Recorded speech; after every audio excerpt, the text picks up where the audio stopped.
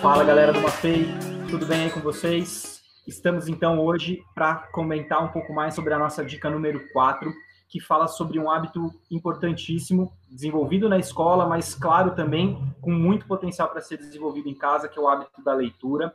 Para isso, nós trouxemos o professor Luiz César Sparsbrug, que é professor da nossa sala de leitura. Gostaria que ele se apresentasse e vai comentar, né, de modo mais aprofundado, como é o nosso objetivo aqui nesses nossos vídeos, um pouco mais sobre como está sendo esse desenvolvimento do hábito de leitura e quais são esses potenciais também durante o período de pandemia. Tudo bem, César? Seja bem-vindo. Olá, Lucas, tudo bem? Bom dia a todos. Todos já me conhecem, sou o professor César, da sala de leitura do Mafei.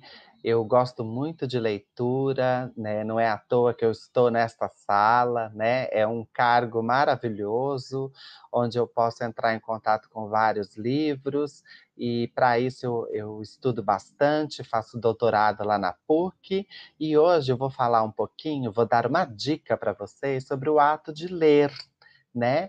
E que, por incrível que pareça, vocês podem achar que é algo natural, né? Mas não é, é totalmente novo ao nosso cérebro. E ler é algo que a gente precisa aprender a fazer, né? E eu vou mostrar para vocês o que acontece com o nosso cérebro quando a gente lê. Então, eu vou lançar no primeiro momento, como eu lancei na primeira dica, né? Quando a gente vai desenvolver um cérebro leitor, a gente tem percebido, principalmente nesses tempos atuais, né, que só fala de internet, que a qualidade da atenção mudou à medida que a gente lê em telas e recursos digitais. As crianças, vocês, os nossos alunos, têm mais dificuldade ainda, pois a atenção ela é distraída e inundada por estímulos. Isso significa que esse fundamento da capacidade para derivar analogias, inferências durante a leitura, está sendo cada vez menos desenvolvido. Mas quem diz isso não sou eu, não sou só eu, não. Quem diz isso é uma neurocientista maravilhosa chamada Marianne Wolf, no livro O Cérebro no Mundo Digital. E ela faz uma pergunta, né? A leitura profunda está em perigo? Então, vamos responder a essa pergunta para vocês, né? A gente tem aí, no modo como a gente lê, passando dessa era do papel para a era digital, mudanças potenciais. E como muda o modo de ler, também muda o modo da gente pensar, né? Mas por que eu estou falando tudo isso? Porque o longo processo evolutivo de aprender a ler bem e em profundidade mudou a estrutura das conexões desse circuito do nosso cérebro. Então, a leitura ela modifica o cérebro.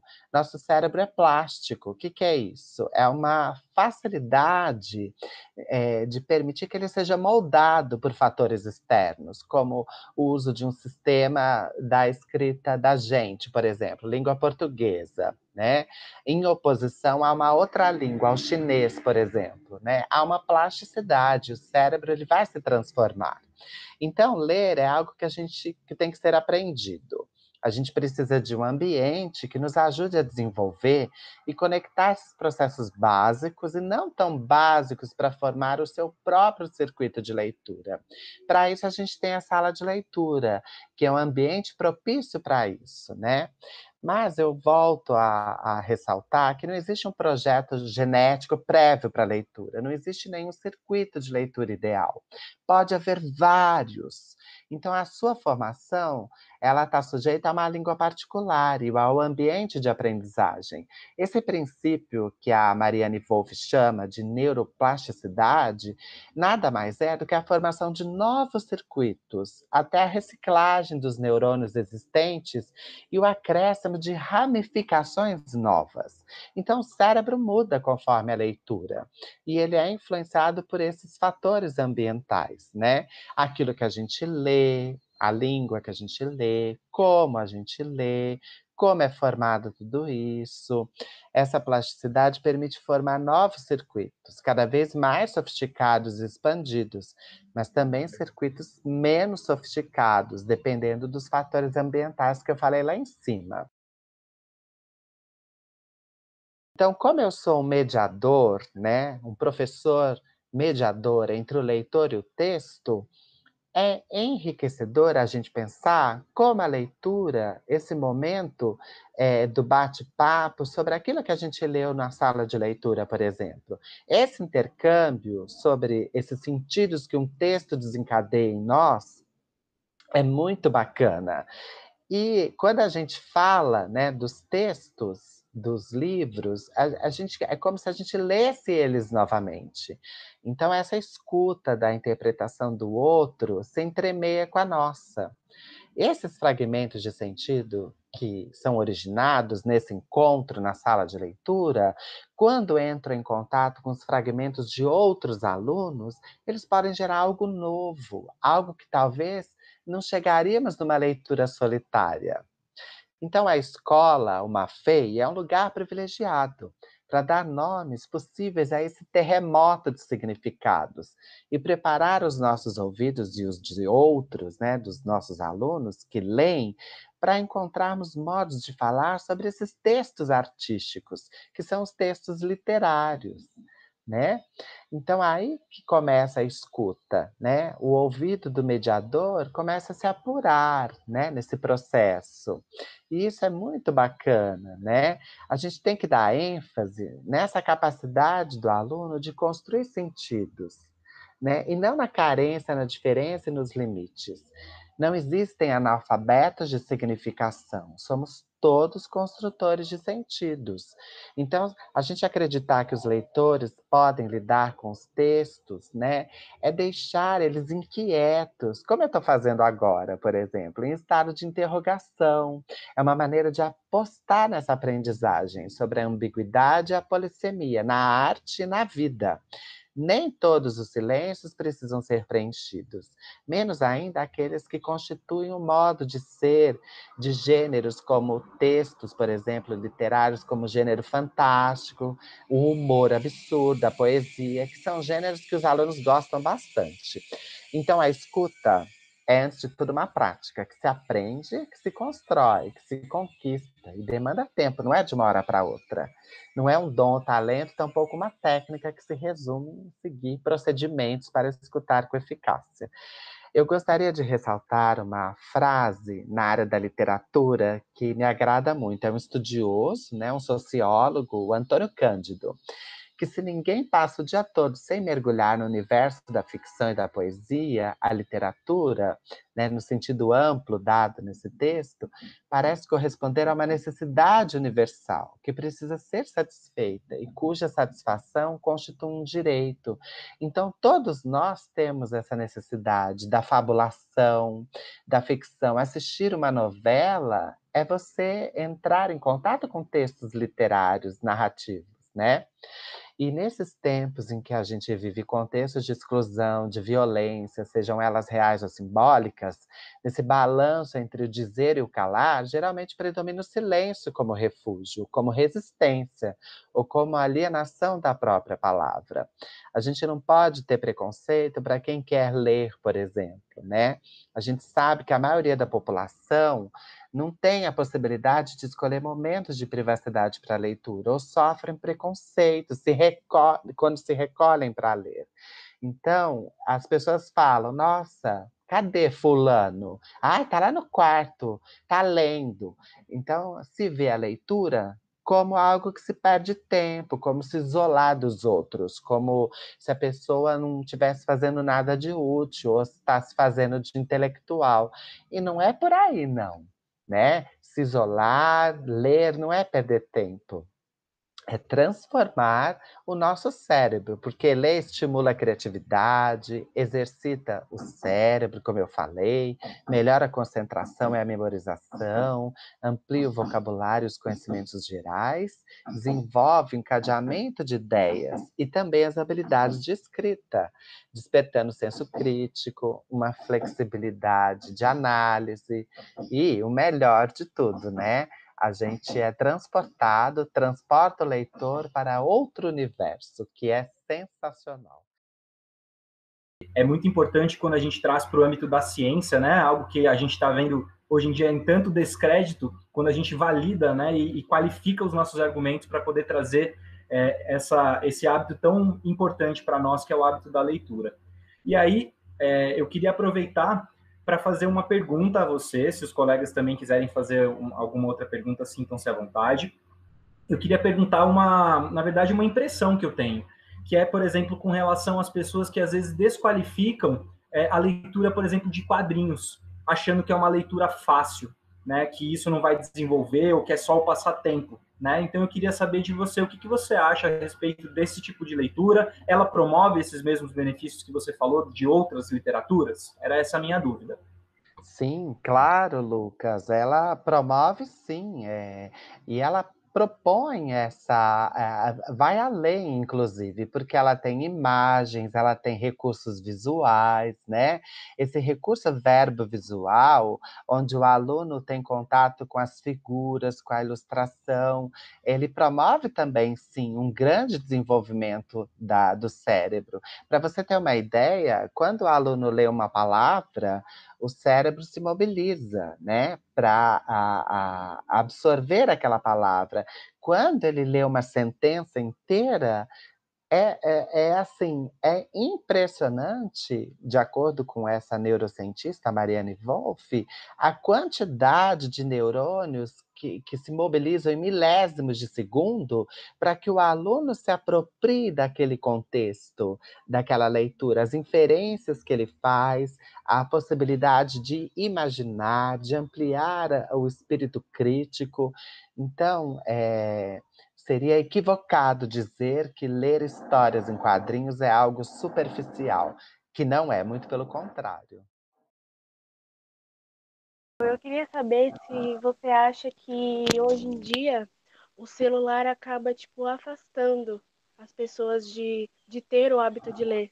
Não só, tipo, jovens e crianças, mas como os adultos também. Excelente pergunta, Vitória.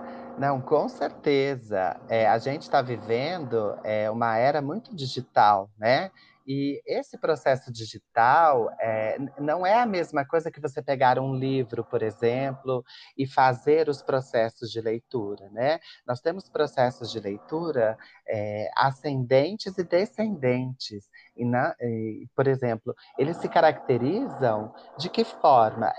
É a leitura profunda em si. Então, quando o aluno lê e tem um estímulo da tela, né, são muitos estímulos. Eu estou aqui nesse momento, eu estou vendo várias coisas, né? Tem um WhatsApp aberto, tem um e-mail aberto, né? Tem vários estímulos que estão ocorrendo aí. E eles atrapalham mesmo uma concentração para uma leitura mais profunda, para realizar aquelas analogias, aquelas inferências e possibilitar uma construção de sentido real daquele texto, né? Então, realmente, é um caminho sem volta a tecnologia? Mas a gente jamais pode desprezar ou perder a questão da leitura impressa no papel, né, no livro, né? Isso faz toda a diferença na nossa vida. Eu só ia fazer um comentário, porque eu acho que hoje a leitura digital ela é dinâmica no sentido que os conteúdos são reduzidos e superficiais, né? E por conta já desses estímulos, porque se é algo muito longo, a gente acaba dispersando, né? Eu tenho o hábito de ler também no digital, só que livros e tudo mais, e assim, se a gente encontra alguma dúvida, no mesmo momento, como você já está conectado, você acaba parando a leitura e buscando, e nisso você acaba tendo essa dispersão que o César traz, essa questão de que a gente não aprofunda, né? E aí não tem essa concentração, e no livro isso impresso é muito maior, né? Porque você está ali naquele momento, você não vai deixar de largar o livro de lado para pegar um outro equipamento para fazer essa busca, né? Às vezes você vai ter um pouco mais de paciência, continuar na leitura para tentar entender o contexto, e eu acho que é bem interessante isso que foi trazido e acontece realmente, essa discussão. É sensacional. Nos estudos lá da PUC, a minha professora, ela tem um projeto que é dentro da teoria que a gente estuda, que é o pensar alto em grupo. É algo muito simples de se fazer. É o que nós estamos fazendo agora, mesmo que digitalmente. Nós estamos pensando alto em grupo. Então, por exemplo, se eu trouxer aqui um poema de Drummond, por exemplo, para a gente discutir, cada um de nós vai ter inferências diferentes. Então, assim, a Michelle vai entender algo sobre o que ela leu do poema. O Lucas vai ter outra inferência, a Vitória vai ter outra inferência. Então, assim, é sensacional, porque juntos a gente vai ficar construindo esses sentidos, né? E é isso que não conseguem explicar, né? Como que se constrói sentidos, né?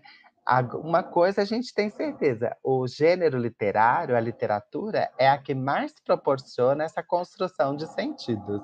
Por isso que a gente deve ler muito e sempre os gêneros literários, né?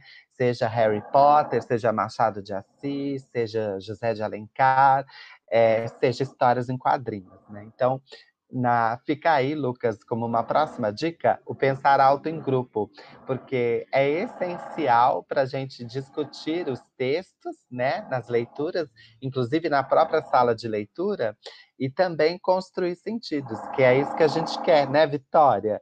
Juntos, a gente ler um texto e ouvir o outro, dar voz ao nosso aluno e saber o que é que ele entendeu daquele texto. É maravilhoso, eu sou Com suspeito. certeza isso é algo que para nós é muito, muito relevante, ainda mais nesses momentos. Acho que essa capacidade que você falou de nos transportar para outro lugar é uma ferramenta poderosíssima, né? Quando a gente pensa em pandemia, em restrição, em isolamento, né? Você ter esse companheiraço aí que é o livro, né? E fazendo todas essas conexões que ele nos permite, acho que é realmente algo grandioso. Pessoal, queria agradecer a todos vocês, em especial ao professor Luiz César, que veio trazer essas informações aqui, conversar um pouco mais sobre a questão do hábito da leitura. E agradecer, então, mais uma vez a vocês também, que estão aí nos assistindo. E espero que vocês também continuem acompanhando as nossas próximas dicas aí do nosso Mitando numa Fei. Obrigado você, professor Lucas, pelo espaço, pela oportunidade de falar de leitura. Obrigada, coordenadora Michelle. E obrigado você, Vitória, por participar e estar disposta a encontrar novos caminhos através da literatura. Valeu, pessoal. Então a gente se encontra aí em breve com uma nova dica, uma nova publicação. Até. Sem dúvida, até. Grande abraço para todos. Felicidade é viver na sua companhia. Felicidade é estar contigo todo dia. Felicidade é